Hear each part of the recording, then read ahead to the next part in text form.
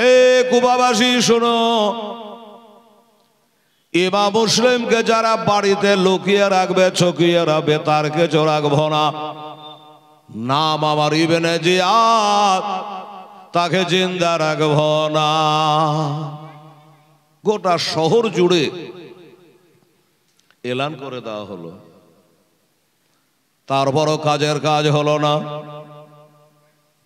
ধরতে পারল না। আমার মা ফাতেমার ঘরের সন্তান গো, আমার নবী মুস্তাফার ঘরের সন্তান রে বাবা, খুঁজে খুঁজে হয়রান পেরেশান। কোথায় আছে, কোন দিকে আছে, খুঁজে খুঁজে পায় না। ইবনে জিয়াদ মহা চিন্তায় পড়ে গেল, কি করা যায়। এত ডর দেখি, এত ভয় দেখি, এত কিছু বলেও ওই ইমাম মুসলিমের নাগাল পাওয়া গেল না। কি হবে এখন? বসে আছে একটা নওজোয়ান ছেলে, এর বাড়ি হলো মুলকে শাম। ওই জোয়ান ছেলেটা বাবা চলে আসছে। তো ইবনে জিয়াদ জিজ্ঞাসা করে, বাবা একটু কাছে আই তো বাবা, আমার একটা কাজ করে দিবি। ছেলেটা বলল, কি কাজ বলুন তো? বলে, এই দেশে ইমাম হুসাইন রাদিয়াল্লাহু তাআলা আনহুর সতলা চাস্তো ভাই ইমাম মুসলিম এসেছে, এত বলে কেহ কোথায় আছে, কার বাড়িতে আছে, কোনো খবর নাই।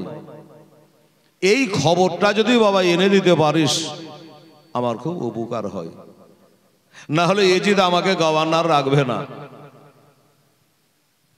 ওই জোয়ান ছেলেটা বাবা, এর বাড়ি হলো মুলকে শাম। এ বললে যে, হুজুর শুনেন, এই জাসুসি করা, গোয়েন্দাগিরি করা, আসামি ধরা, এটা হলো আমার বাঁ হাতের খেল। তাই নাকি? বলে, হ্যাঁ, আমাদের বংশ পরম্পরার এই গোয়েন্দাগিরি করার কাম আমরা করি। ও যদি সত্যবাক জমিনের তলেও থাকে, আমি খুঁজে বাহিরকে করবই, খবর আপনাকে দেবই। বাবা তোর মতো লোকেরই দরকার, একটু করে দে না বাবা খোঁজটা। বলো, হুজুর কিছু খরচা আছে। কেমন খরচা? বলে, 3000 টাকা লাগবে। টাকা আমি খাবো না, ওই টাকাটা সাথে করে নিয়ে যাব, আর ওই টাকাটা ইমাম মুসলিমকে দিয়ে তার হাতে আমি বায়াত হব, না হলে ধরা যাবে না। বাদশার কি আর টাকার কমি? 3000 টাকা ওই মুলকের শামের ছেলেটার হাতে দিয়ে দিল। বের হয়ে গেল ইমাম মুসলিমকে খুঁজতে। তো জিজ্ঞাসা করছে ইবনে জিয়াদ, হ্যাঁ রে বাবা, তোর নামটা তো জিজ্ঞাসা করা হইল না। তোকে 3000 টাকা দিলেন, তুই যদি আর না ঘুরে আসিস তো আমার আর কিছু করার নেই, তোর ঠিকানাটা বল। বলে, লিখলেন, বাড়ি হলো মুলকে শাম, আমার নাম হলো মক্কেল গোলাম। লিখে নিল। ঠিক আছে, এবার যা, একটু চেষ্টা করবি যত তাড়াতাড়ি হয়। বলে, কোনো টেনশন করবেন না। এই টাকা 3000 টাকা নিয়ে ইমাম মুসলিমকে খোঁজার জন্য বের হয়ে গেল। এখানে ওখানে, দোকানে মাকানে, সব জায়গায় খোঁজে শেষ করে দিল। বাবা সেও পাইল না। আছে তো আছে কোথায়? আপনারা কে বলেছে উনি হযরতে হানি রাদিয়াল্লাহু তাআলা আনহুর বাড়িতে আছে, কিন্তু বাবা রে এই খবরটা কেউ জানে না। এইভাবে খুঁজে বেড়ায়। ছেলেটা বললো যে, আমি বড় বড় কথা তো বলে 3000 টাকা নিয়ে নিলাম, যদি খুঁজে দিতে না পারি, ঠিকানা দিতে না পারি, তাহলে আমারও জান যাবে। কি করা যায়? খুব টেনশনে পড়ে গেছে। তো ওই ছেলেটা একদিন মনে করল, সব জায়গায় তো দেখলাম, আচ্ছা এই কুফার জামে মসজিদটা একবার দেখলে কেমন হয়? খোদার ঘরে তো আর মিথ্যা কথা বলবে না। না হয় কাউকে জিজ্ঞাসা করে নেব, তাও ভালো। এবার মসজিদে যাওয়া আসা চালু। মসজিদে যায়, নামাজ পড়ে, নামাজ পড়ে না পড়ে, কত জায়গার মানুষ পড়ে, নামাজ পড়ে সব বাড়ি চলে যায়। কিন্তু বাবারে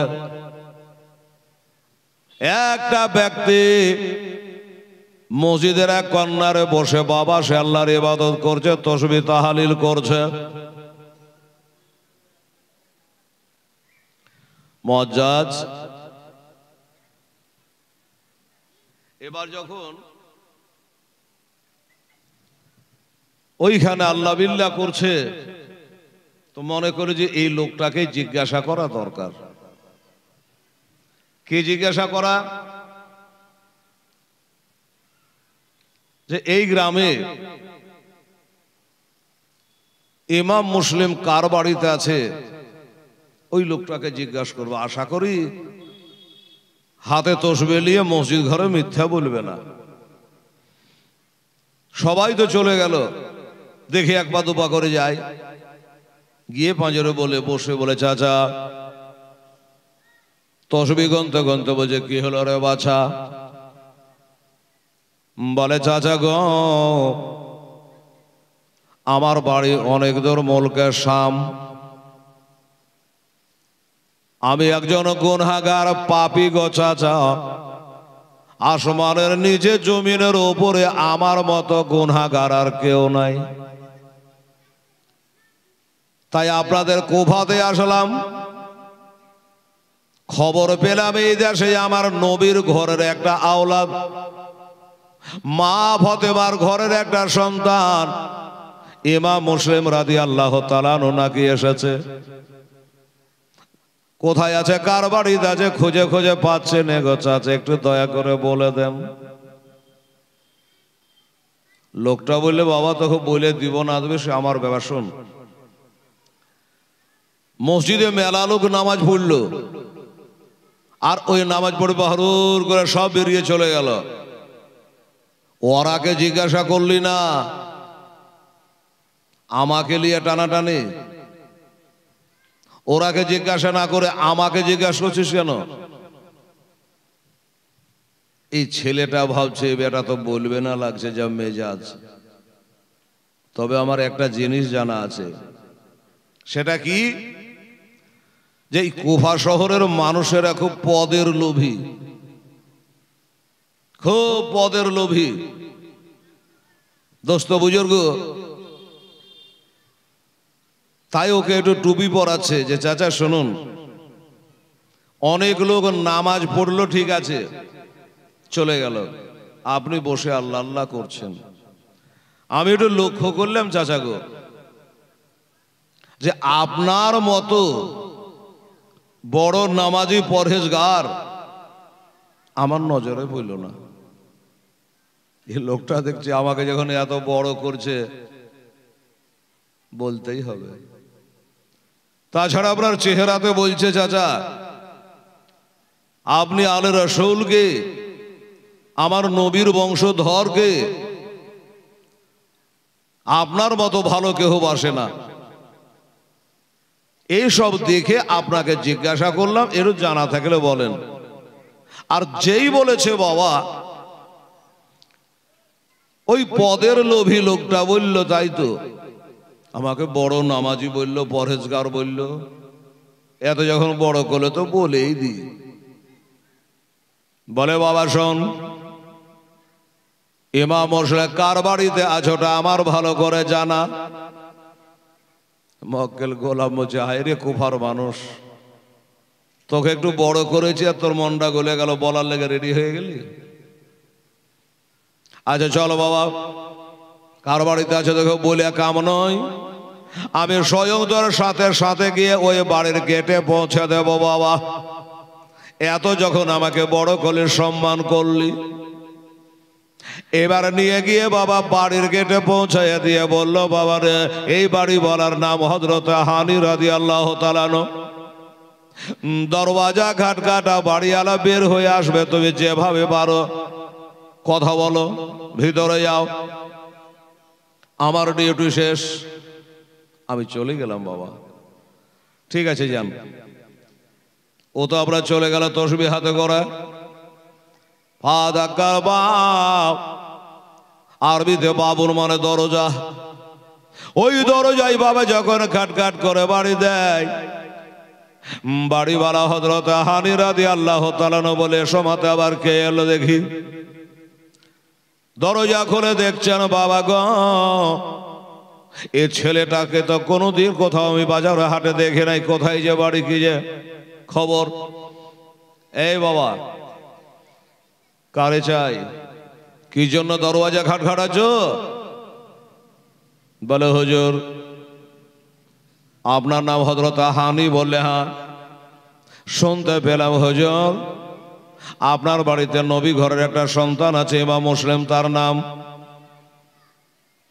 যদি আছে চাচা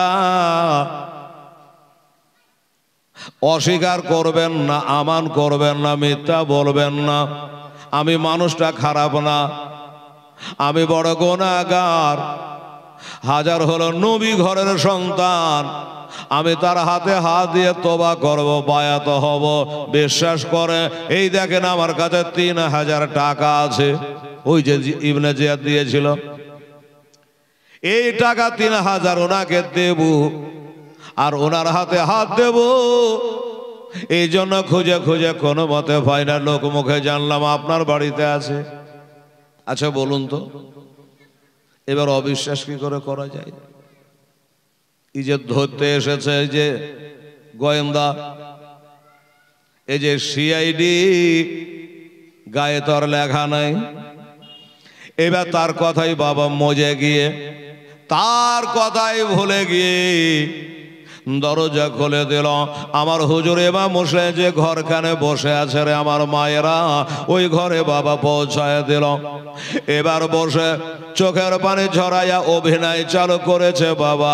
আর ওই টাকা 3000 বার করে সামনে দিল। হুজুর লেন, আমি বড় গুনাহগার, আপনার কাছে তওবা করার জন্য এসেছে। হুজুর আমাকে মুরিদ করলেন।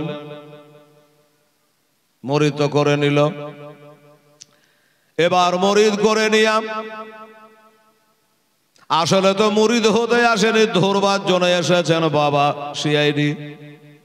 ডানে দেখে, বামে দেখে, আগে পিছে দেখে, সব কিছু যখন দেখা হয়ে গেল, এবার বলে হুজুর আমাকে ছুটি দেন।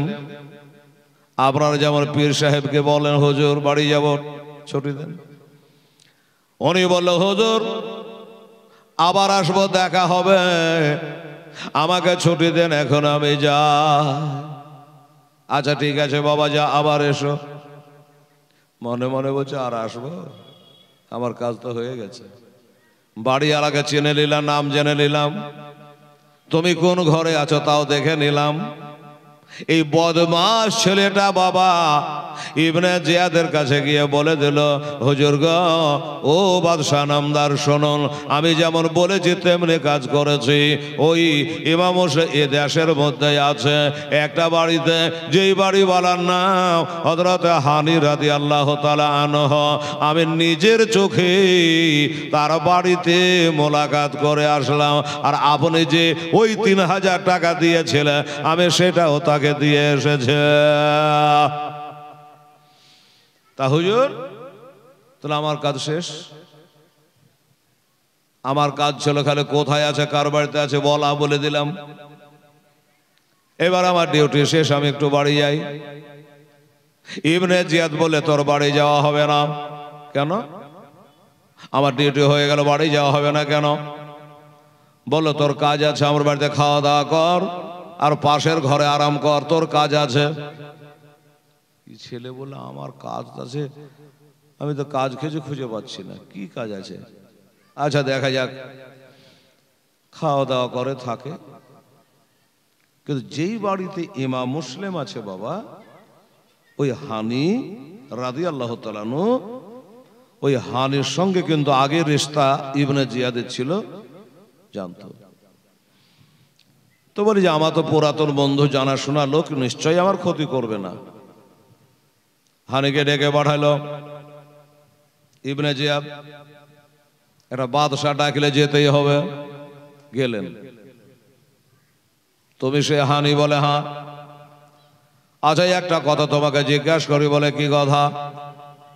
বলে এই কুফা শহরের আমি যে হাকিম হয়েছে, গভর্নর হয়েছে, তুমি জানো? বলে জানি। আমি যে এলান করেছি ইমাম মুসলিমকে যারা লুকিয়ে রাখবে, ছপিয়ে রাখবে, বাড়িতে রাখবে, আমি তার বাড়ি ঘর কিছু রাখবো না, তাকে জিন্দা রাখবো না। তুমি শুনেছো? বলে শুনেছি। শুনেছো? এগুলো শুনেছো? বলে হ্যাঁ। এগুলা শোনার পরে, জানার পরে তোমার বাড়িতে ওই ইমাম মুসলিম লুকিয়ে আছে, তার মানে কি? তোমার বাড়িতে কেন ইমাম মুসলিম আছে? জবাব দাও। হানি বলছে ব্যাপার কি? আমার বাড়িতে আছে, আমি জানি, আমার খোদা জানে, বাকি লোক কেউ জানে না। ই জানলো কি করে? না আমাকে হাবকি মেরে চালাকি করে আমার পেটের কথা লিখছে, তা জানি না। আমি সহজে রাজি হব না, আমি স্বীকার করব না যে আমার বাড়িতে আছে। তো হযরত হানি বলছে, এ বাদশাহ নামদার শুনুন, আমার বাড়িতে ইমাম মুসলিম আছে, আপনার কাছে কোনো প্রমাণ? কার মুখে শুনেছেন? কে বলেছে? প্রমাণ আছে আপনার কাছে? প্রমাণ লিবি? বলে হ্যাঁ। ওই যে গোলামটাকে বাবা পাশের ঘরে রাখা হয়েছে, ওকে ডাকলো, এ মক্কেল এদিকে আয়। হানি বলছে মক্কেল আবার কে রে বাবা? চলে আসলো। ইবনে জিয়াদ বলছে, দেখো কালকে দুপুর বেলা এই লোকটা তোমার গেটে গেছিল, তুমি দরজা খুলে দিয়েছিলা? তোমার বাড়ি গেছিল? এত বড় কি আর ডাহা মিথ্যা কথা বলা যায় চোখে চোখে তাকিয়ে? একেই তো কালকে দরজা খুলে দিয়েছিলাম। হুজুর যেই ঘরে আছে সেই ঘরে তাকে ঢুকিয়েছিলাম। আহারে, আগে যদি জানতা তুই সিআইডি ছিলি রে, ওই আমার বাড়ির কথা এখানে এসে তুই বলবি, তোকে বাড়িতে ঢুকতে দিতাম না রে। এবার চোখে চোখে তাকিয়ে বাবা মিথ্যা বলা আর গেল না। তখন হানি বলে, দেখুন ইমাম মুসলিম রাদিয়াল্লাহু তাআলা আনহু আমার বাড়িতে আছে, এটা কথা সত্য, কিন্তু আমি ওনাকে দাওয়াত করে জিয়াভত দিয়ে আনিনি। ও ছিল মুক্তার সাকাফির বাড়িতে, রাতের বেলা এসে আমার বাড়িতে আশ্রয় নিয়েছে। হাজার হলো নবী ঘরের ছেলে, আমি একটু জায়গা দিয়েছি, নাই করি অন্যায় করেছি করি, আমি ওকে জায়গা দিয়েছি। যাক, যদি আমার অন্যায় হয় আমাকে একটু সময় দেন বাদশাহ নামদার, আমি বাড়ি যাই। বাড়ি যাওয়ার পরে ওনাকে আমার বাড়ি থেকে বিদায় করে দেব, আর তো কিছু বলার নেই। ইবনে জিয়াদ বলে, তোর বাড়ি আর যাওয়া হবে না। মারতে আরম্ভ করলো। অথচ পিছলে বন্ধুও ছিল বাবা, একটা মহব্বত ছিল, সব বাদ দিয়ে একদম লহুলাহান করে দিয়েছে, রক্তাক্ত করে দিয়েছে, মেরে মেরে রে বাবা। এবার লাস্টে তাকে একটা অন্ধকার জেলের মধ্যে ভরে দেওয়া হলো হানিকে। মা বোনেরা কিছু বুঝছেন কি? হানি কি করেছিল? ওই যে ইমাম মুসলিমকে বাড়িতে থাকতে দিয়েছিল, তাই অপরাধ মনে করে ওকে জেলে ভরা হলো।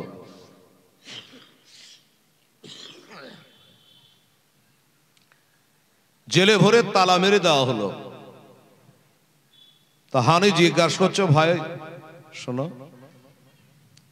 আমাকে জেলে ভরা হলো, এটাই 1 বছরের জন্য না 2 বছর না 2 মাস কি 6 মাস, কতদিনের জন্য একটু জানতে পারি কি? বলে হ্যাঁ পারো। তোমার জেলের তালা আজ খুলবে না, কাল খুলবে না, কবে খুলবে জানো? কবে খুলবে? বলল, তুমি যে ইমাম মুসলিমকে বাড়িতে জায়গা দিয়েছো, একে যতক্ষণ পর্যন্ত শহীদ করতে না পারি তোমার জেলের তালা খুলবে না। ওই জেলখানায় বাবা পড়ে পড়ে কাঁদছে।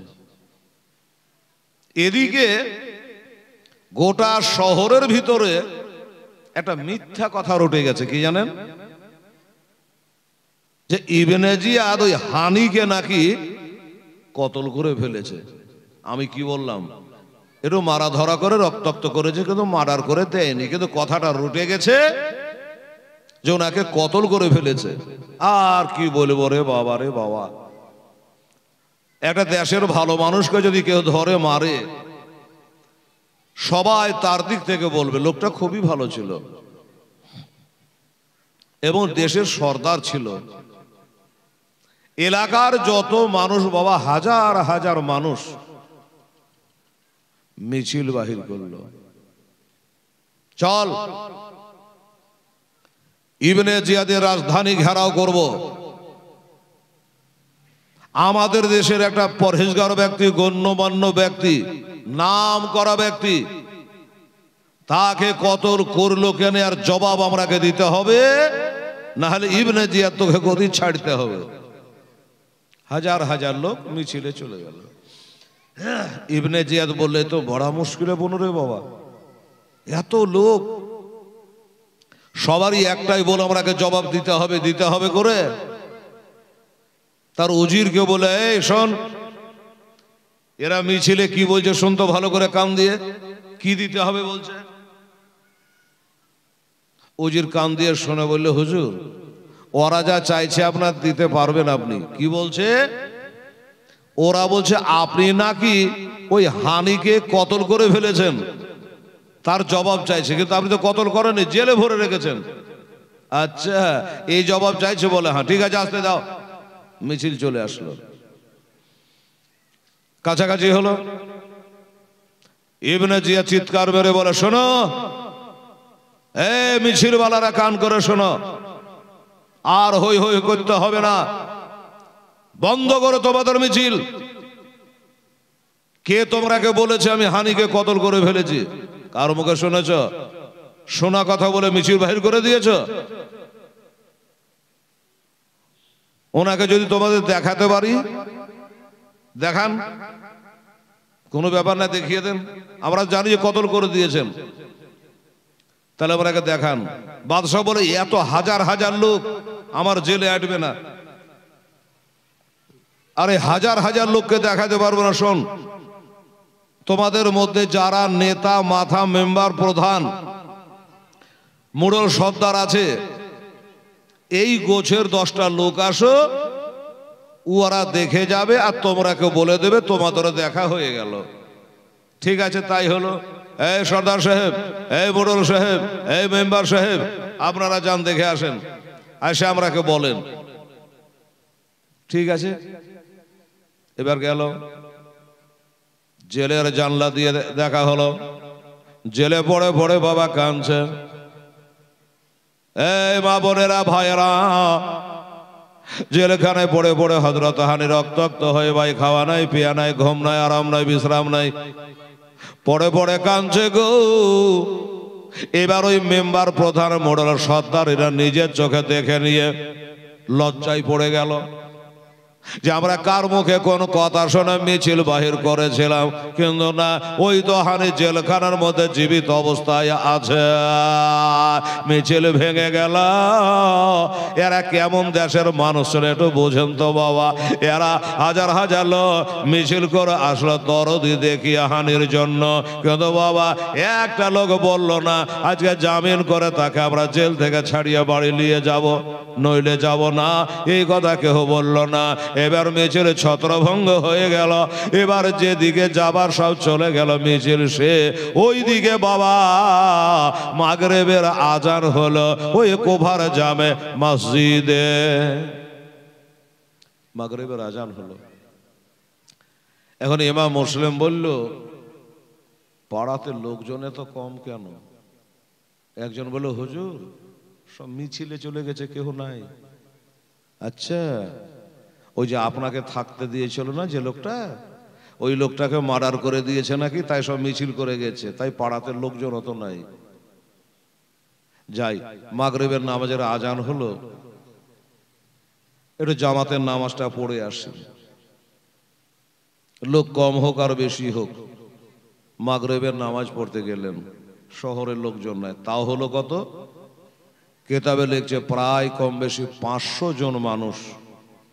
মিছিলে যাওয়ার পরও 500 জন মানুষ আমার ইমাম মুসলিমের পিছনে ইক্তেদা করে মাগরিবের নামাজে দাঁড়িয়ে গেল।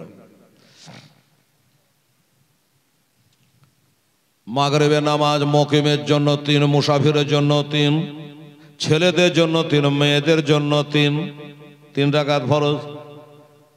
এবার মাগরিবের নামাজ 3 রাকাত পড়ে নি, আসসালামু আলাইকুম রাহমাতুল্লাহ, আসসালামু আলাইকুম রাহমাতুল্লাহ। এবার সালাম ফিরে দোয়া করবে, রে বাবা ইমামের আগে দেখেন একটু ঘুরে বসে। এবার ঘুরে যদি বসতেছে ওই 500টা মানুষের মধ্যে বাবা 5টা মানুষও নাই, একটা মানুষ সব পালিয়ে গেছে। ইমাম মুসলিম বলে ব্যাপার কি, আমার 40,000 লোকই বা কোথায় গেল, আর 500 জনা মানুষ নামাজ পড়ছিল তারাই বা কোথায় গেল?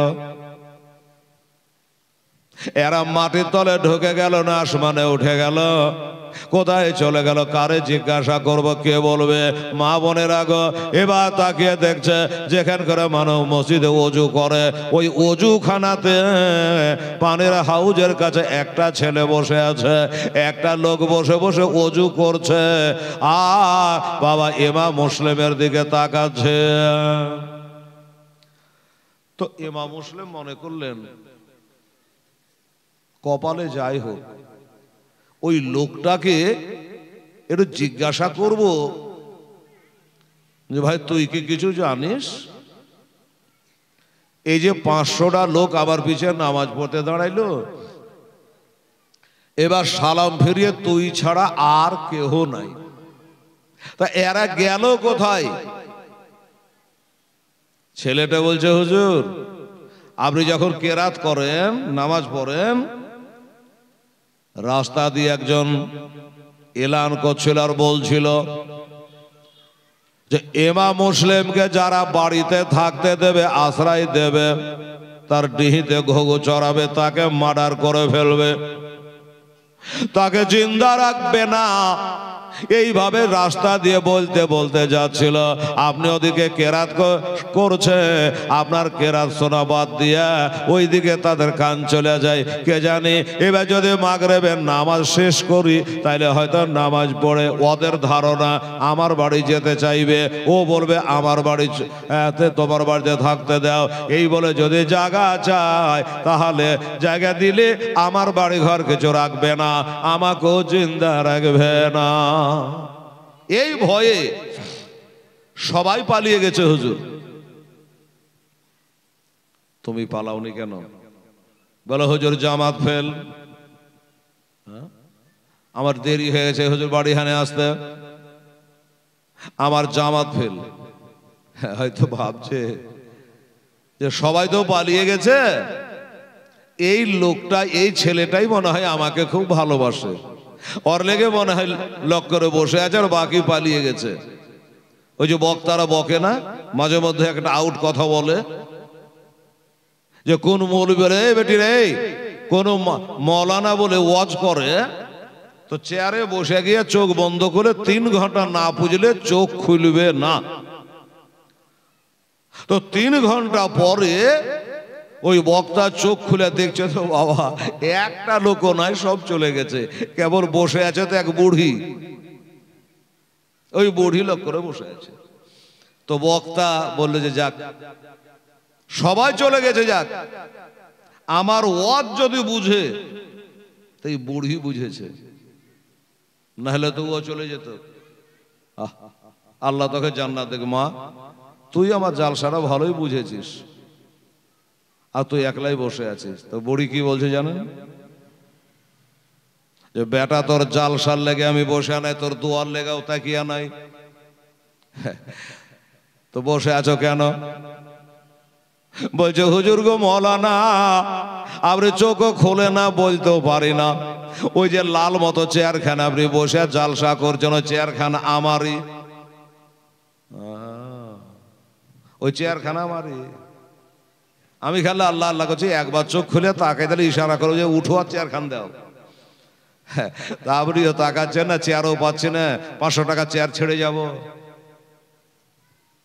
বক্তা মনে করলে তাহলে তুই আমার মহব্বতে নাই, চেয়ারের লেগে না? বলে হ্যাঁ চেয়ারের লেগে বসে আছি, তোর লেগে বসে নাই। এইরকমই।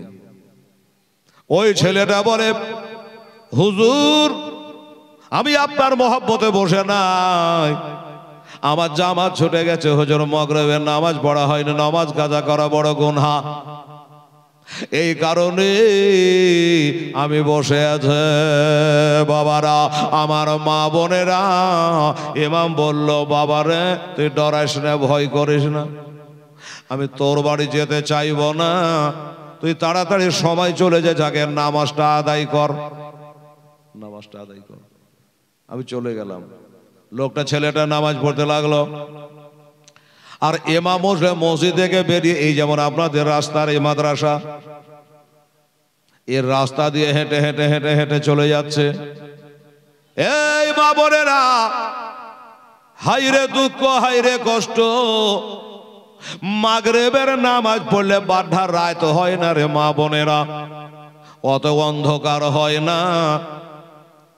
আবার রাস্তার ডান দিকে দেখছে, বাম দিকে দেখছে, বাবা একটা বাড়িরও তালা খোলা নাই, গেট খোলা নাই, সব বন্ধ। ওই যে প্রচার করেছে, যে বাড়িতে পাবো তার বাড়ি রাখবে না, সব দরজা বন্ধ করে বাবা শুয়ে পড়েছে। মনে হয় সাহাবাখানাতে এক একটা আওয়াজ পাওয়া যায়, কিন্তু সেদিন কোফাতে কোনো আওয়াজ ছিল না। সন্ধ্যাতেই কি করবেন? এই রাস্তা দিয়ে হাঁটে চলে যায়, চলে যায়, চলে যায়, যেতে যেতে এই যে আমার মা বোনেরা যেমন চুপ করে বসে আছে, এইরকম একটা মহিলা, একটা মেয়ে, একজন মা দরজা খুলে গেটের কাছে বসে আছে, একটা হারিকেল হাতে করে। ওই হারিকেলটার কড়া বাম হাতে ধরেছে, আর ডান হাতে পলতাটা একটু বাড়াই, আলাটা বড় করে, আর এমনি করে ওই হরকেলের আলা দিয়ে যেন একে একে খুঁজে পাই না, অমনি আবার ছোট করে দিয়া ওই মেয়েটা বাবা পিছনে কই দরজার আড়ালে বাবা হারিকেলটা লুকিয়ে দেয়, আবার একটু বাহার করে, আবার দেখে, আবার লোক এই মজা করছে। ইমাম মুসলিম বলে, ব্যাপার কি? সবাই তো গেট বন্ধ করে দিয়েছে, কিন্তু ওই মেয়েটা কেন দরজা বন্ধ করে না? টুকি ভুলকি করছে, তার মানে কি? হারিকেলের আলা একবার ছোট করছে, একবার বড় করছে, তার কারণ কি? এই কারণটা আমাকে জানা লাগবে। এক পা দুপা করে গেলেন, গায়ে তো লেখা নেই যেটা ইমাম মুসলিম। বলছে, হ্যাঁ রে মা, কি ব্যাপার, কিসের ব্যাপার? বলে, তোদের পাড়াতে কেবল মাগরিবের নামাজ হলো মসজিদে, আরে এখনই একবারে সব আলাবাতি লিভিয়ে দিয়ে দরজা বন্ধ করে সাহেবটে গেছে, সব সেটে গেছে, ব্যাপারটা কি? আস্তে কথা বল বাবা, দেওয়ালের কান আছে, দুশমনেরা ঘুরে বেড়াচ্ছে। কি জন্য বাবা? আজকে দেখো সন্ধ্যাবাতি দেয় নাই। ওই ইমাম মুসলিম রাদিয়াল্লাহু তাআলার নামে একটা মা ফাতেমার ঘরের ছেলে, আমার নবী বংশের একটা ছেলে নাকি এই দেশে এসেছে। ওই ছেলেটাকে যারা বাড়িতে থাকতে দেবে তার বাড়ি ঘর কিছু রাখবে না, এখনই এলান হয়ে গেল, এখানে প্রচার করে গেল, এই কারণে সব দরজা বন্ধ করে দিয়েছে। উনি নাকি মসজিদে নামাজ পড়তে গেছে, এখনই আসবে। আচ্ছা, কিন্তু মেয়েটা জানেন আমি কার সাথে কথা বলছি? এটাই যাই ইমাম মুসলিম, এটা মেয়েটা জানে না রে বাবা। যাই হোক, তো ইমাম জিজ্ঞাসা করছে, মা গো, সবাই জানের ভয়ে বাড়ি ঘর বাঁচাবার লেগে, জান বাঁচাবার লেগে সবাই দরজা বন্ধ করে দিয়েছে, আর তুমি কেন খুলে রেখেছো? তোমার মরণের ডর নাই? কেন দরজা খুলে বসে আছো? আর এমনি করে হারকেলের আলা দিয়া কি খুঁজছিলে? বলছে, বাবা শোনো, আমিও দরজা বন্ধ করে দিতাম, হারিকেলটা ফু দিয়ে লিভিয়ে দিতাম, পারলাম না রে বাবা। কেন পারলে না? বলে, বাবা আমার কত সাধনা করে, কত মানত মেনে, কত ইবাদত করে আল্লাহর কাছে একটা বেটা চেয়ে নিয়েছিলাম বাবা। আমার ওই বেটার নাম রেখেছে আদর করে বেলাল। ওই সে বেলাল ইবনে জিয়াদের দরবারে চাকরি করে বাবা। বেলা 4টাতে বাড়ি চলে আসে ডেলি আমার বেটা। আর আজকে যে আমার বেটার কি হলো জানি না, এতটা বেলা হয়ে গেল এখনো বেটা বাড়ি আসলো না। তাই বড় চিন্তায় পড়েছে বাবা।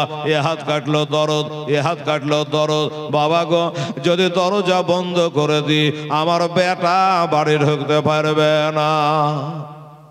এই জন্য বসে আছি। আচ্ছা, বুঝে গেলাম মা। তাহলে তোমার বেটা আসতে গেলে তুমিও দরজা বন্ধ করবা? বলে হ্যাঁ ঠিক আছে।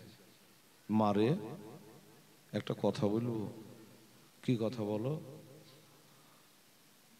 আমাকে খুব পিয়াসা লেগেছে মা, আল্লাহ তোর ভালো করবে, আমাকে একটু পানি পান করাতে পারবি মা? মেয়েটা চিন্তা করলে এখানে মাগরিবের নামাজ পড়ে ওঠনো, আর বেচারা পানি চাইছে। এই ছেলেটা হিন্দু না মুসলমান, ইহুদি না নাসারা, ওইসব জানার আমার দরকার নাই। আমার কাছে হাত পেতে একটু পানি চাইছে, যার অপার নাম হলো জীবন, পানি ছাড়া প্রাণ বাঁচে না। আমি না বলবো কি করে? আচ্ছা বাবা একটু বস রে বাবা, পাড়ার অবস্থা ভালো নয়, ভয় ভয় লাগছে রে বাবা, কখন যে কি হয়ে যায় জানি না। তুমি বসো, আমি যাই। পানিতে লিয়া নাই, রান্না ঘরে গেল, একটা লোটাই করে বাবা 1 লোটা ঠান্ডা পানি ঢেলে এনে বাবা দিল, যে লে বাবা পান করে লে। লোটাটা নিল, বিসমিল্লাহ বলে বাবা মুখে লাগাইলো, পান করে নিল, লোটাটা ঘুরিয়ে দিল। মা এলো তোমার লোটা, তুমি ঘুরিয়ে লাও মা, পানি পান করেছি, আমার আত্মা ঠান্ডা করে দিয়েছে মা, কালে হাসরে তোর আত্মা ঠান্ডা হবে। মেয়েটা লোটাটাকে নিয়ে ওই রান্নাঘরে আবার থুয়ে আসছে। তো লোটা নিয়ে আসছে, তো উনি বসে আছে। মেয়েটা বলছে ব্যাপার কি রে বাবা, মতলব কি? পানি চাহালি পানি দিন, তোর পানি পান করা হলো, আমি লোটাটা রেখে চলে আসলো, তুই এখনো যে বসে থেকে গেলি, বাড়ি যা। আসলে কি বাড়ি ওই দেশে ওনারা আছে তাই বাড়ি যাবে? আর বাড়ি যদি থাকবে তোর কাছে পানি চেয়ে খাবে কেন? আপনারাই বলেন। বলে মারে পানি তো পান করালি মা, কাল হাউজে কাউসারে পানি দিয়ে তোর আত্মা ঠান্ডা করে দেবো মা। মা কাল হাসরে 120টা কাতার হবে গো মা, কোন জায়গায় কে থাকবে জানি না। তোমা একটা কথা খালি তোমাকে জিজ্ঞাসা করবো, মা তোমার নাম কি? মা গো তোমার নাম কি? মেয়েটা বলছে আমাকে বেলালের মা বলে ডাকবা। 120টা হাসরে মাঠে কাতার হবে, কোটি কোটি মানুষ থাকবে এক এক কাতারে। না রে মা, বেলালের মা বলে ডাকা যাবে না। কেন? হাজার হাজার বেলাল দুনিয়াতে আছে, আছে কিনা বাবা? না, আমি একলাই হেলাল আছে, আর দুনিয়াতে নাই। হাজার হাজার বেলাল আছে। বেলালের মা যখন বলে ডাকবে, সব বেলালের মা এসে হাজির। এটাও তো ঠিক। আচ্ছা বেলালের মা বলবো না, হয় বলবো না। অরিজিনাল তোর নামটা কি আছে মা একবার বল। অরিজিনাল নাম কি? এখন আবার মানুষ নাম ডবল রাখছে গো, ডবল ডবল রাখছে। একটা ছেলে এসে বলছে হুজুর মসজিদে 500টা টাকা দান করলো। তো তোর নাম কি রে?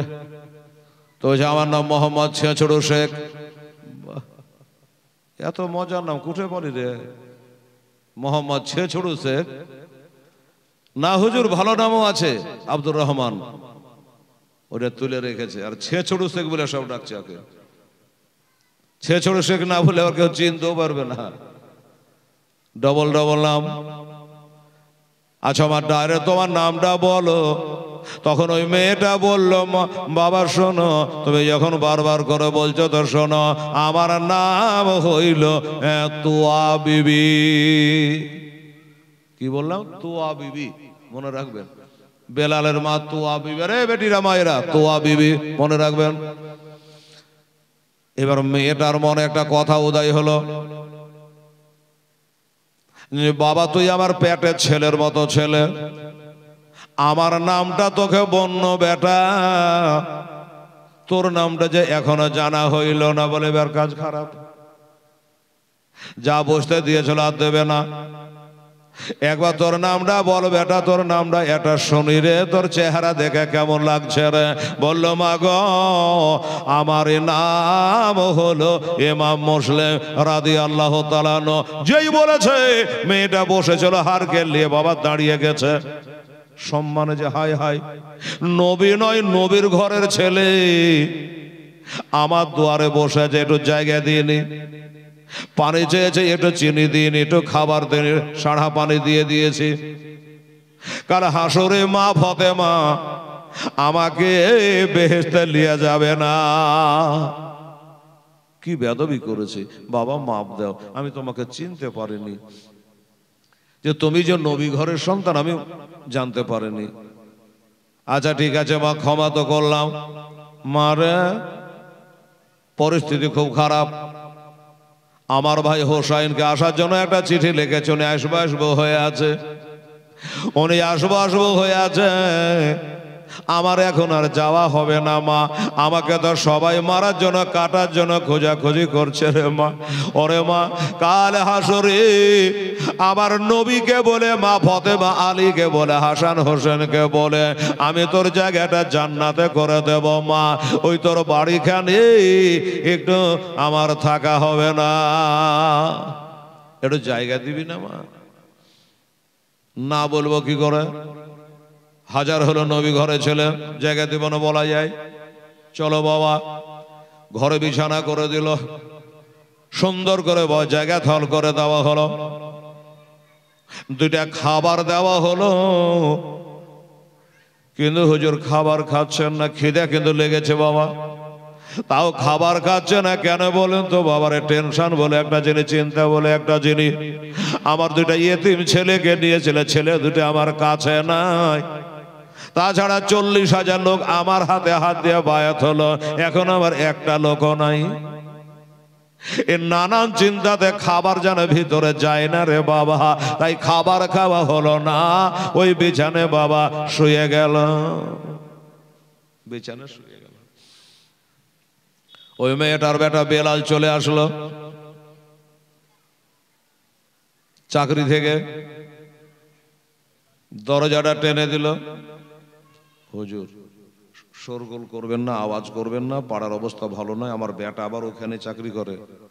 আল্লাহ আল্লাহ করছে যেন ও জানতে না পারে, রাতটা যেন তাড়াতাড়ি পার হয়ে যায়, ভোরে ওকে বিদায় করে দেবো। কপালে যেটা আছে এটা ঘটবেই। দরজাটা টেনে দিয়ে চলে আসলো। বেলাল ভাই ভাই করে বাড়ি ঢুকছে, পাকা মদ খোর বাটফার বেলাল।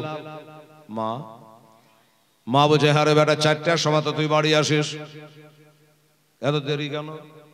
বলে মা গো, সরকারি কাজ মা, কখন কি হয় বলা যায়, দেরি হয়ে গেছে মা, তুমি খাবার খেয়েছো?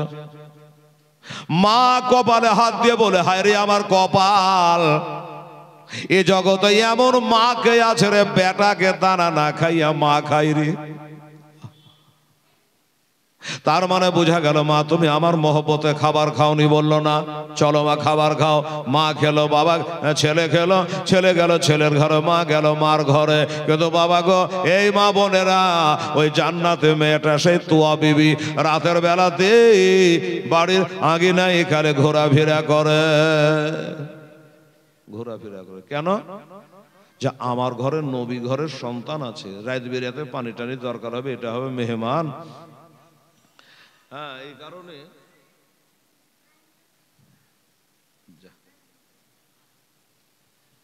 বেরাদারান ইসলাম সামাইনে কেরাম, এবার বলল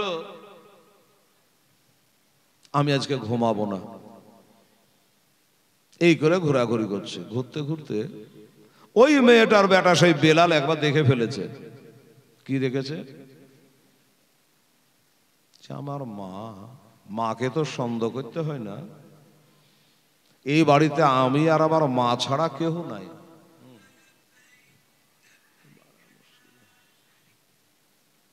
কিন্তু আমার মাকে দেখছি বারবার ওই ঘরটার দিকে তাকাইছে, আর রাস্তা খালি বাড়ির আগে ঘুরে বেড়াচ্ছে, ব্যাপারটা কি? এই চিন্তা। উঠে আসলো, মা। আরে আমার বেলাল তো তাহলে ঘুমায়নি। কিরে বেটা, ঘুমাইসনি?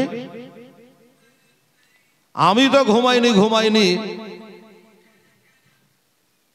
কিন্তু বেটা তুইও ঘুমাইসনি? বললো না। তোমাকে একটা কথা জিজ্ঞাসা করি মা। কি কথা বল? এই বাড়িতে তুমি আর আমি ছাড়া তেসরা কেহ নাই, তুমি ওই ঘরটার দিকে বারবার তাকাচ্ছ, যাওয়া আসা করছো, ব্যাপারটা কি? বলে ব্যাপার কি, তোকে অত জানতে হবে না, লক করে ঘুমা। ছেলে বলছে ঘুমাবো না, বলতে হবে, না বলে ছাড়বো না। মদ মাতাল ছেলে। শুনবি? বলে হ্যাঁ, কাছে আয়। লক করে বলে, শোন রে। বেটার হাতটা ধরে নিয়ে মাথায় দিয়ে বলছে, বেটা শোন, ওই ঘরে কে আছে জানিস? আমি তোকে বলে দেব, কিন্তু বেটারে আমার মাথার কসম দিলে রে বেটা, আমি তোকে বলবো তুই যেন কাউকে বলিস না। যদি বলে দিস রে বেটা, আমি তোর মা, তোকে দুধের দেনা মাপ দিব না। আমি তোকে দুধের দেনা মাপ দেব না। আচ্ছা ঠিক আছে বলো। বলে দিল। ইমাম মুসলিম রাদিয়াল্লাহু তাআলা নয়, ওই ঘরে আছে বেটা, খবরদার কাউকে বলিস না। এবার এই মদখোর তাড়িখোর ই ভাবছে রাত কেন যায় না। সকাল হলো বাবা, এবার ডিউটিতে যাচ্ছে, আর ওদিক থেকে 20-22টা লোক দৌড়ে দৌড়ে চলে আসছে। মাঝপথে বেলালের দেখা। এই কোথায় তোমরা? ঘোড়ায় চড়ে কোথায় যাওয়া? খাট খাট খাট খাট খাট খাট করে ঘোড়ায় চড়ে কোথায় যাওয়া? তো বলছে, বেলাল রে, ওই ইমাম মুসলিম কার বাড়িতে যে আছে খুঁজে পাওয়া যায় না, তাই ঘোড়ায় চড়েছি, আজও চড়েছি, কালে চড়েছি। যতদিন না ইমাম মুসলিমকে খুঁজে বাহির করতে পারবো, ঘোড়া থেকে নামবো না। যখন বলেছে বেলাল, দেখবেন কিছু ছেলে আছে, কিছু মেয়ে আছে। এই যে আমার মা বোনের আছে, আপনারাও আছেন, আমরাও আছি। অনেক ছেলে আছে, অনেক মেয়ে আছে, যে বাবা পেটে কথা থাকবে না। বাবারে 3 বেলায় 300 রসগোল্লা দেন, ফিনিশ, হজম। কিন্তু একটা কথা যদি বলে দেন, এই কথাটা হজম করবে না। আর আমার মা বোনদের তো হজম হবেই না, হবার কথাই লয়। হাজার কসম দিয়ে যদি বলেন যে বুবু তুই বলিস না, কিন্তু বলবি। তার বলার ঢং কত ভালো, কিরকম ভালো বাবা। 1 দিন, 5 দিন, 10 দিন, 1 মাস থাকার পরে আর থাকা যায় না। আজ মেশাল দেওয়ার টাইম নাই, ঘড়ির কাঁটা ছড়ছে। এই বাবা, তখন যখন থাকতে পারে না, তখন রহিমের মা করিমের মাকে বলছে, শোন, যত রকমের কথা গেল বলে পেট পাতলা করে নিল। লেবার পরে 2 দিনে 2 দিকে চলে যাবে। তখন বলছে, দেখ তুই আমার নিজের বলে তোকে বন্য, তুই জানে ফের কাউকে কহিস না। ধর পাগলি, কিসের লেখা বলতে যাবো আমি কাউকে বলবো না। ই তো পাতলা হলে হলে, তখন ও আবার গ্যাস জমলো, ও আবার কাকে বলবে, ও আবার কলিমদ্দুর মাকে বলে দিল। অনেক কথা হওয়ার পরে ফিনিশিং, যাবার সময় বলছে, ও বুবু তুই জানে ফের কাউকে কহিস না। মা গো, এ মা বোনেরা, আপনি যদি কারো দোষকে ঢাকেন, ভালো করে শোনেন, কারো আইব, কারো দোষ যদি আপনি লুকিয়ে রাখেন, তাহলে আপনার দোষ গালা কাল কোটি কোটি লোকের মাঝে খোদা লুকিয়ে রাখবে। মনে থাকবে। আপনি যদি কারো দোষ ঢেকে রাখেন, তো আপনার দোষ গলা আল্লাহ কাল ঢেকে রাখবে। আল্লাহর একটা নাম হলো সত্তার, গাফফার। যাই হোক, এইরকমই বেলাল বলছে, শোন, যতই ঘোড়ায় চড়ে যায় যাতেই আহা, ইমাম মুসলিমকে পাওয়া বড় মুশকিল আছে, খুঁজে পাবি না। বলে, আরে ভাই 10 দিন টাইম লাগতে পারে। পাবো না কেন? বলে, পাবি না। বারে কথা পাবো না, হ্যাঁ গ্যারেন্টি দিচ্ছি, পাবি না। এরা ঘোড়া থেকে নেমে বেলালের কলার ধরে লেছে, এই চ্যালেঞ্জ করছিস কেন? পাবো না, সময় 10 দিন লাগতে পারে, কষ্ট হতে পারে, পাবো না বলছিস কেন? তাহলে তুই তো জানিস। বেলাল বলছে 1000 বার জানি, লাখো বার জানি, কিন্তু বলবো না। জানি কিন্তু বলবো না। কেন বলবি না? বলছে মা মানা করেছে, বললে আমি আমার মা আমাকে দুধের দেনা মাপ দিবে না, জাহান্নাম চলে যাব। আমি বলবো না রে ভাই। হ্যাঁ, তাহলে বাবা বলাও হয়ে গেল, হ্যাঁ পেট পাতলাও হলো। এদের আর বুঝতে বাকি নাই যে তাহলে আর মাকে ধরলেই ইমাম মুসলিমকে পাওয়া যাবে, ওদের বাড়িতে আছে। বলে হ্যাঁ আমাদের বাড়িতে আছে, ওই ওড়কার ঘরটাতে উনি শুয়ে আছে। তবে ভাই আমার মা জানে, শুনে না যে আমি তোরাকে বলে দিয়েছি। বলে না, তোর কথা কেন বলতে যাব, আমরা যাবো, ধরে নিয়ে চলে আসবো। বাবা বলতে বাকি থাকলো। সুবহানাল্লাহ। দেখেন কোন নবাব বলে শ্বশুর বাড়ি যাবে বেড়াতে, তো পায়জামাটা ময়লা, তো তোর চাকরকে বলছে যে হ্যাঁ আমি যে শ্বশুর বাড়ি যাবো, তোমার পায়জামা যে ময়লা, তো চাকরটা বলছে যে হুজুর সাহেব, নবাব সাহেব কোনো চিন্তা নেই, আপনারটা যদি ময়লা আছে তো থাক, আমারটা যে ধোয়া আছে একবার আয়রন করে ফিট করে রেখেছি, আমারটা আপনি পরে নেবেন, আর আপনার ময়লা পায়জামাটা, আমরা চাকর বাকর মানুষ, কে অত তাকাবে, আপনার ময়লাটা আমি পরে নিয়ে চলে যাব। নবাব বলছে তা পরা যাবে, কিন্তু তুই যদি আবার কাউকে বলে দিস, তো চাকর বলছে কি দরকার আমার বলা, কি কারণে বলবো আমি? দেখ বাবা কাউকে বলিস না, আমার যাই থাকবে না রে, নবাব আর আমি চাকরের পায়জামা পেতে যাবো, তো কাউকে বলিস না। বাবা না কাউকে বলবো না, আপনি পরে নেন। ঠিক তো? বলে হ্যাঁ। ওকে কবিলে টবিলে নিয়ে নবাব পরেছে বাবা ওই চাকরের ধোলাই করা পায়জামা, আর নবাবের ময়লা পায়জামা পরেছে, চাকরটা পরে শ্বশুর বাড়ি চলে গেল। নবাব সাহেব, নবাবের শ্বশুর বাড়ি বলে কথা, একবারে ছাপ্পর খাট গদির বিছানায় নবাবের জায়গা, আর বৈঠকখানাতে একটা ভাঙা চেয়ারে চাকরের জায়গা বসে আছে। আর বলবো হায়রে হায়রে, গোটা গ্রামের মানুষ বাবা যেমন পীর সাহেবের আইলে হয়, ওইরকম দলের দলে মানুষ, দলে দলে মানুষ আসছে। কেন? বলে যে নবাব বহুদিন আমাদের দেশে আসে নাই, শ্বশুর বাড়ি আসে নাই, তো আজকে এসছে, একটু দেখা করবে, একটু সালাম মোসাফা করবো, অন্য কিছু না। একদল মানুষ এলো, আসাই ওই চাকরকে জিজ্ঞাসা করছে, ভাই একটা আপনি কি? তো বলে আমি হলাম নবাবের চাকর। আচ্ছা তাহলে তো ঠিক জায়গাতেই পৌঁছাচ্ছি, তাড়াতাড়ি খবর হবে। আপনি নবাবের চাকর? বললাম হ্যাঁ। আচ্ছা ভাই নবাব কোন ঘরে আছে এটা কি একটু বলবেন? নবাব কোন ঘরে আছে একটু বলবেন? নবাব কান খাড়া করেছে। আল্লাহ পায়জামার কথা যদি শ্বশুরের দেশের লোককে বলে দেয় তাহলে তো যাই থাকবে না, কি যে বলবে। তো বলছে বাবা রে বল না বাবা, নবাব কোন ঘরে আছে তুই জানিস, একটু বলবি? তো বলছে 100 বার বলবো, 1000 বার বলবো, কিন্তু এই পায়জামাটার কথা বলবো না। পায়জামার কথা জিজ্ঞাসা করিস না ভাই। লোকজন বললো যে কোন কথার ভিতর কোন কথা? পায়জামার কথা মানে? বলে নবাব যেটা ধোলাই করা পায়জামা পরে আছে কিনা ওটা আমারই। আরে ময়লা পায়জামা যে দেখছেন এটা হলো নবাবের। লোকজন বলে তোবা তোবা, চাকরের পায়জামা পরে যে নবাব শ্বশুর বাড়ি আসে, কেউ ওর সাথে দেখা করবে? চল। রাগ করে চলে গেল। আর এক দল আসলো, আবার জিজ্ঞাসা করছে। আজকে নবাব এসে এক থাপ্পড় লাগিয়েছে, বেয়াদব তোকে গোটা রাস্তা শিখালাম, বাড়িতে শিখালাম যে খবরদার বলিস না। তো বলছে হুজুর আমি ভাবছি আপনি হয়তো ঘুমিয়ে টুমিয়ে আছে, ওরা বলছে নবাবকে দেখবো। তা আমি বললাম যে নবাব দেখবেন না নবাবের পায়জামা দেখবেন?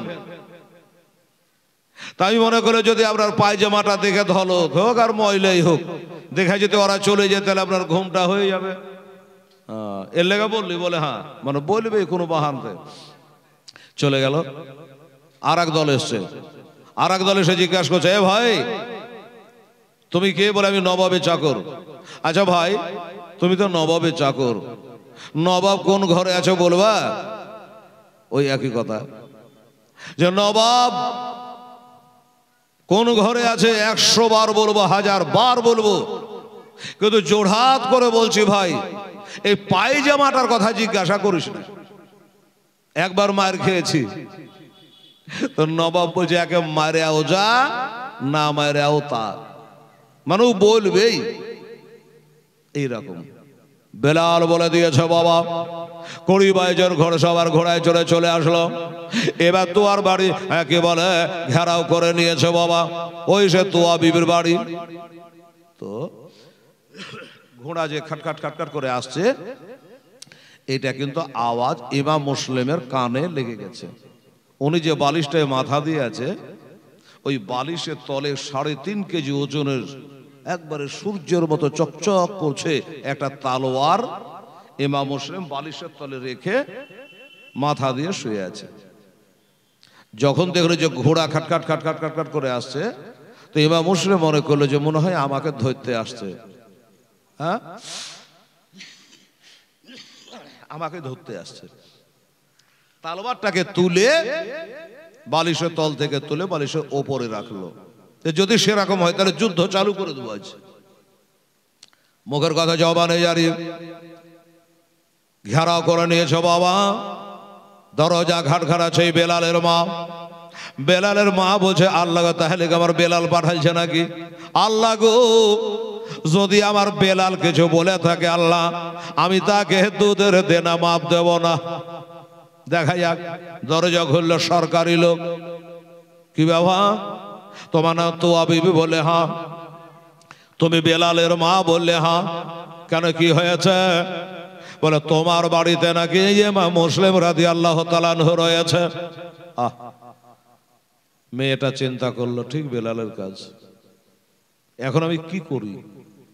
যদি বলি হ্যাঁ বাবা আছে, বিশ্বাসঘাতকিনী হবে।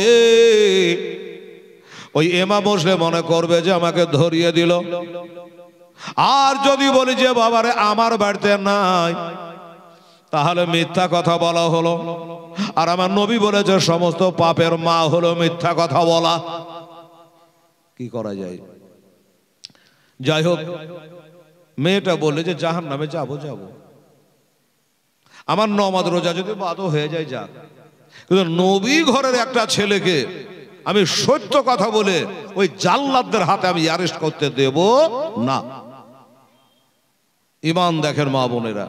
সাথে সাথে এবার যেমনি বলেছে, বাবা গো নাই আমার বাড়িতে কথাটা মুখ দিয়ে বেরাবে, আমার ইমামের সাথে সাথে বাবা পিছনখানে দাঁড়িয়ে গেল আর বলে, বেলালের মা, এই তোয়া বিবিরি তুই বলে দে যে আছে। হুজুর আপনি কেন এত মাথা ঢোকালেন? আমি যে নাই বলতাম। বলে মা, নাই বলে তোর মিথ্যা কথা বলে খাতা ভর্তি করে লাভ কি, গুনাহ করে লাভ কি? ওরে মা, আমার 4 আঙ্গুল কপালে যেটা লেখা আছে সেটা হবেই মা, তুই আমাকে বাঁচাতে পারবি না। আমার হায়াত মওতের মালিক হলো আল্লাহ রাব্বুল আলামিন। এই কথা বলে বাবা এবার আর 20-22টা লোক বাড়িতে হই করে ঢুকে গেল। এবার যুদ্ধ চালু হয়ে গেল।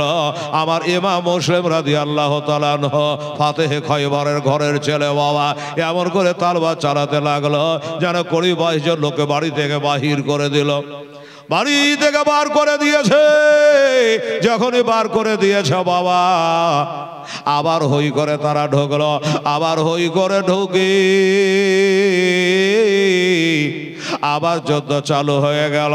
বাবারা এদিকে 20-22 জন, আর উনি হলো একা।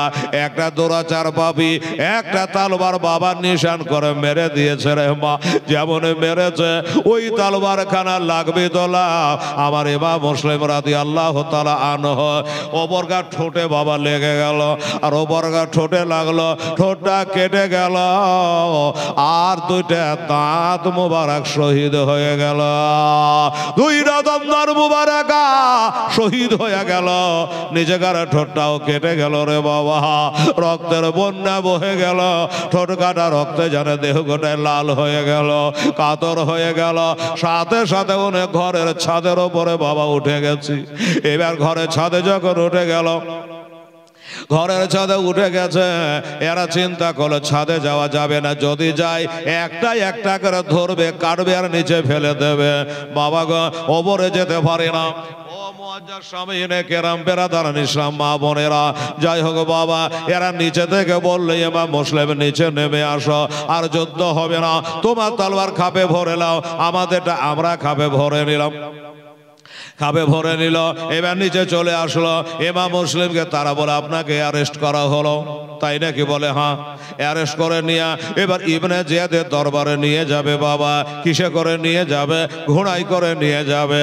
ইমাম মুসলিম এবার ঘোড়ার রেখাবে পা রেখেছে, ঘোড়াতে চাপতে যাবে, যেমনি ঘোড়ায় চাপতে যাচ্ছে ইমামের মুখ দিয়ে বার হলো ইন্না লিল্লাহি ওয়া ইন্না ইলাইহি রাজিউন। কেন বলো জানেন?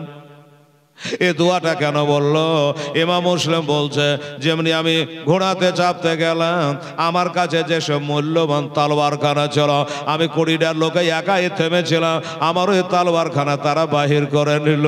আমার তালোয়ারখানা যখন বার হয়ে গেল, আমি তখন মনে করলাম আল্লাহ, ওই তালোয়ারটা আমার ভাইয়ের মতো কাজ করছিল, আমি বুক ফুলিয়ে যুদ্ধ করছিলাম, আমার তালোয়ার যখন চুরি হয়ে গেল, আমার বিপদ আসতে আর দেরি নাই, খালি হাতে লড়াই করা হবে না, এই কারণে আমি ইন্না লিল্লাহটা দোয়াটা পড়েছে।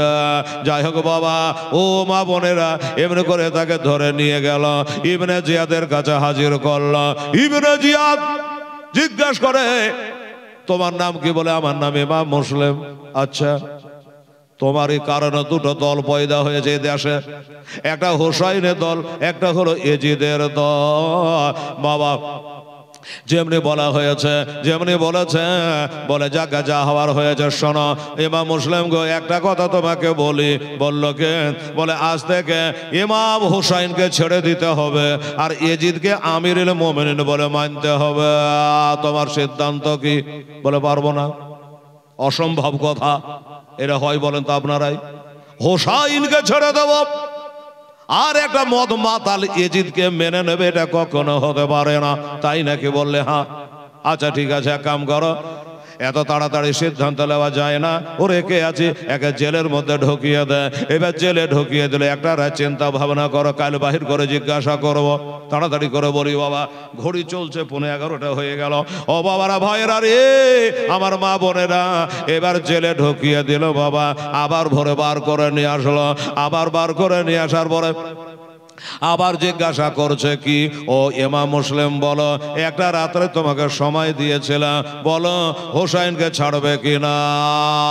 উনি বললো হ্যাঁ, আমি হুসাইনকে ছাড়বো, রাজি হয়ে গেলাম, কিন্তু আমার একটা কথা আছে। বলে কি কথা? বলো। বলে হুসাইনকে ছেড়ে দেবো, কিন্তু হুসাইনের নানার মতো একটা নানা কার আছে দেখাতে হবে, হুসাইনের বাবার মতো বাবা কার আছে আমাকে একটা দেখাইতে হবে, হুসাইনের মার মতো কে আছে একটা মা এই জগতে আমাকে দেখাইতে হবে। পারবে গো? পারবে না। বললে দেখাতে পারবো না। বলে তুই যখন দেখাইতে পারবি না, আমিও ছাড়তে পারবো না। ও বাবারা, এবার জাল্লাদকে অর্ডার করে দিল, যাও একে নিয়ে যাও, পাড়ার শেষে নিয়ে গিয়া ঘরের ছাদের উপর তুলে তার শিরোচ্ছেদ করে দাও, তাকে শহীদ করে দাও। ইমাম মুসলিম বলল ঠিক আছে, আমাকে যখন শহীদ করে দিবা, তার আগে আমার 3টা কথা একটু শুনবে না গো?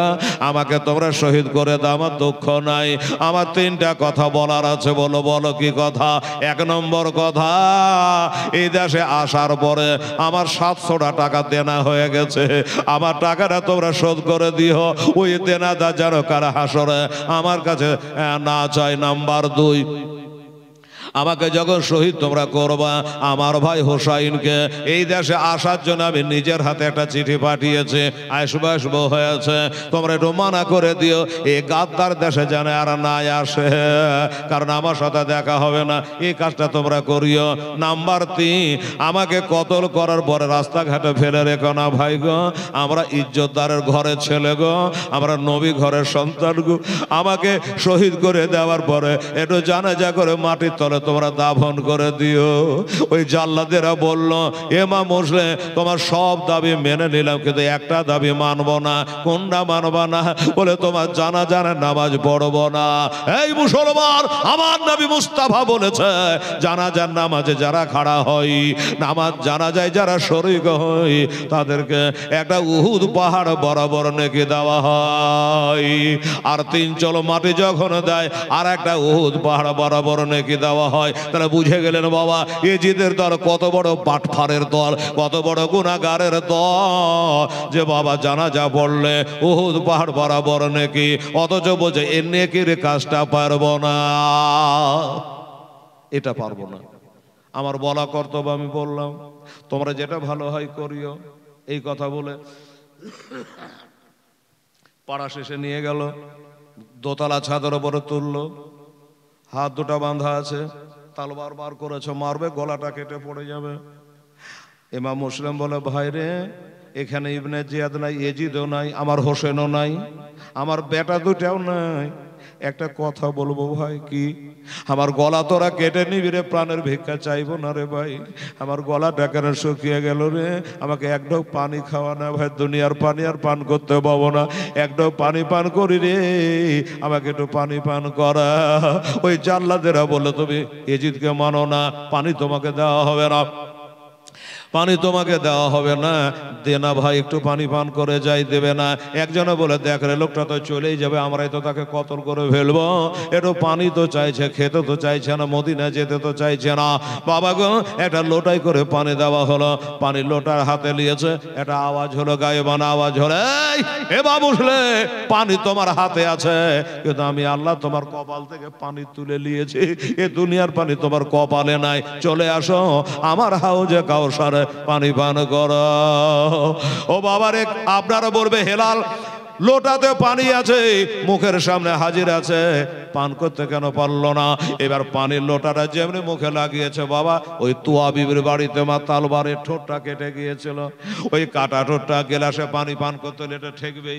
এবার যেমনি ঠোঁটটা ঠেকেছে বাবা, উনি বন্ধ, রক্ত গল গল করে আবার চালু হয়ে গেল, আর ওই পানিতে রক্তে ভরে লাল হয়ে গেল। শরীয়তের ফতোয়া হলো, পানির খাসলা হলো 3টা, একটা হলো পানির কালার, একটা পানির গন্ধ, একটা প্রবাহিত হওয়া।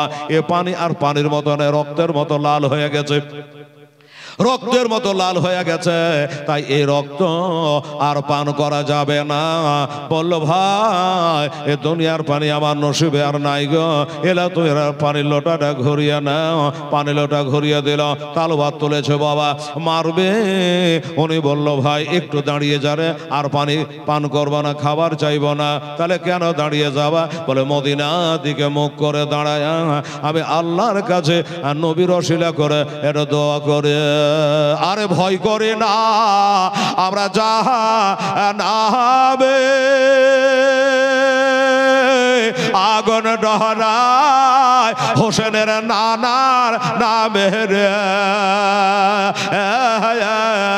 তাই রব না আর নিরাধমে আগুন হবে ফোর, খোদার নূরে তৈরি রে আমার মোহাম্মদ রাসূল, খোদার নূরে তৈরি গো আমার মোহাম্মদ রাসূল। আরে নাবের নামে দারো পরে মিজানেতে চড়ে বসবো রে, পাপ যে তোর হালকা হবে, হবে না নেকের সমতুল, খোদার নূরে তৈরি গো আমার মোহাম্মদ রাসূল খোদার নূরে তৈরি গো আমার মোহাম্মদ রাসূল। আমাদের দুনিয়ায় কোনো ভয় নাই, আখিরাতের কোনো ভয় নাই। আমরা নবী বংশের সন্তান, উম্মতে মুহাম্মাদের জন্য একটু ওই মদিনা দিকে মুখ করে নবীজির অশিলা করে একটু আল্লাহর কাছে দোয়া।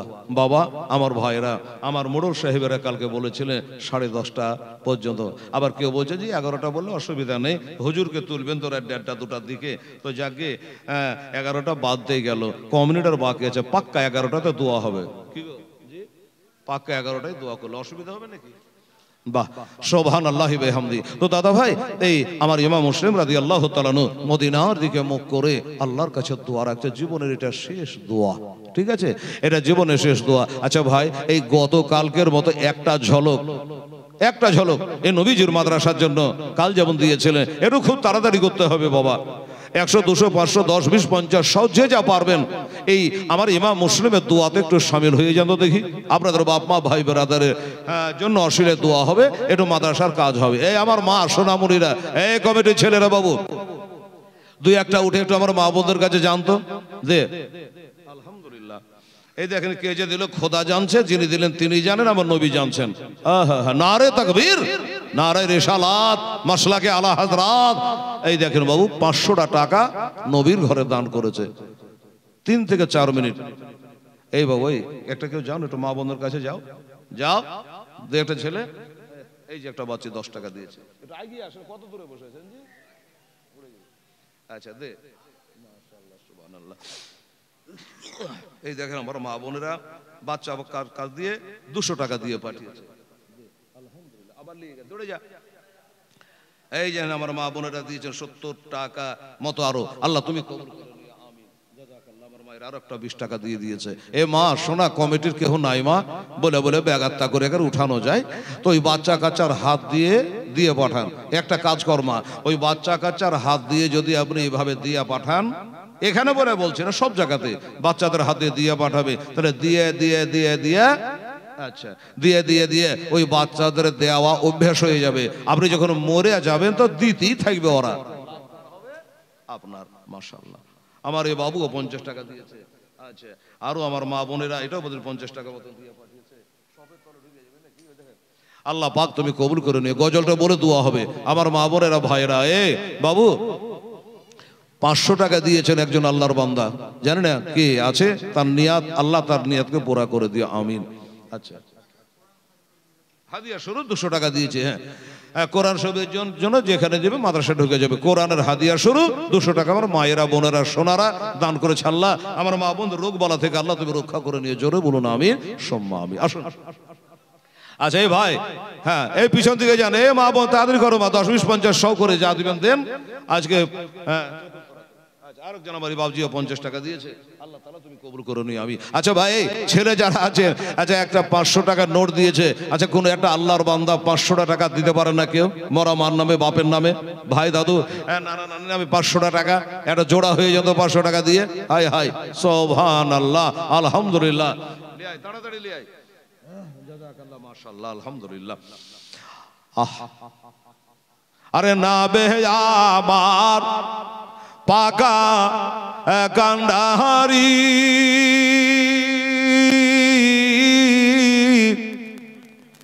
সত্য হালে ছাড়বেন তোরে রে নবে আমার পাকা কান্ডাহারি,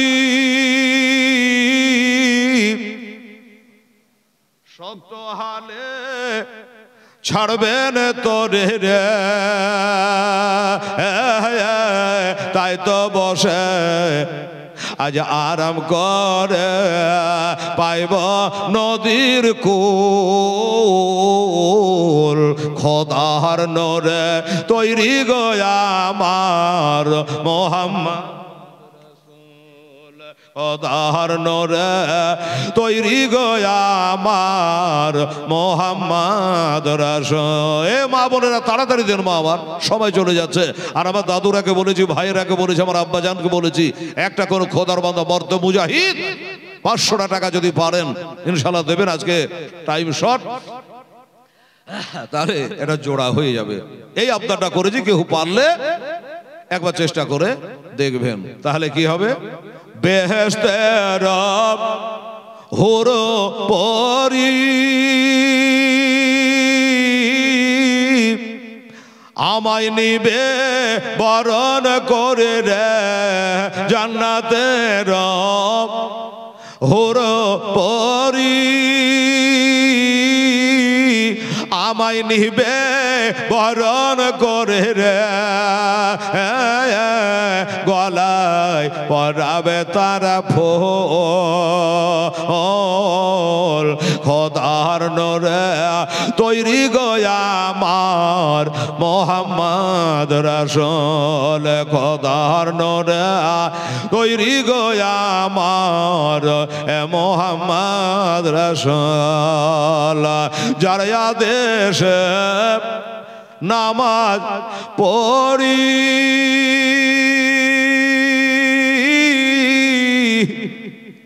তার আদেশে হে রোজা রাখে রে, রইব সুখে এই আধার ঘরে, হবে না নেকের সমতুল, খোদার নূরে তৈরি গয়া আমার এ মোহাম্মদ রাসূল, খোদার নূরে তৈরি গয়া আমার এ মোহাম্মদ রাসূল। আল্লাহুম্মা সাল্লি আলা মৌলানা মোহাম্মদ ওয়ালা আলে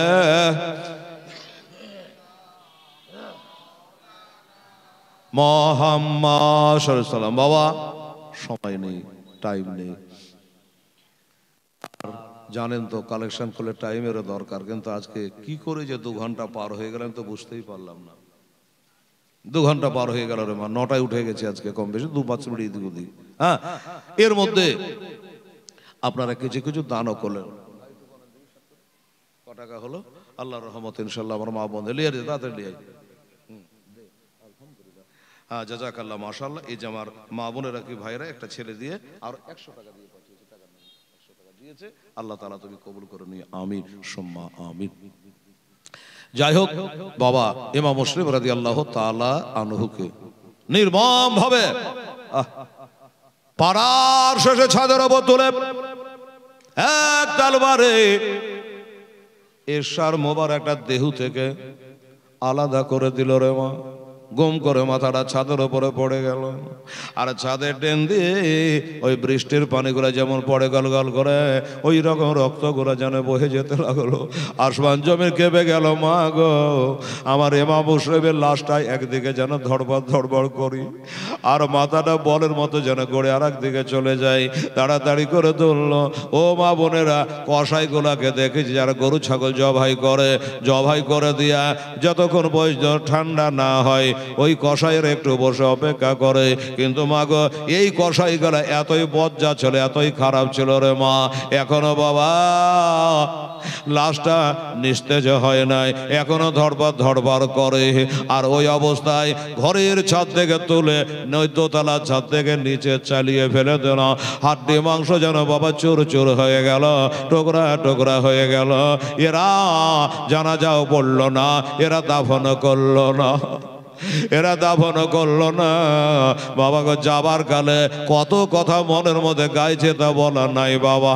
যাবার কালে ভাই হোসাইনের সঙ্গে দেখা হলো না। একটা আমার নিজের বিটি আছে, হোসেনের কাছে রেখেছি, তার সঙ্গে দেখা হলো না। আর আমার বেটা দুটাকে এনেছিলাম, তাদের সঙ্গে দেখা হলো না।